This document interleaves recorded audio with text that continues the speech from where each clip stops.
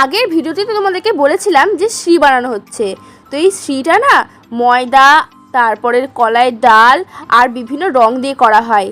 তো এই যেখানে বৌদি, জেঠিমা, কাকিমা, পিসি আর মা মিলে না তৈরি করছিল।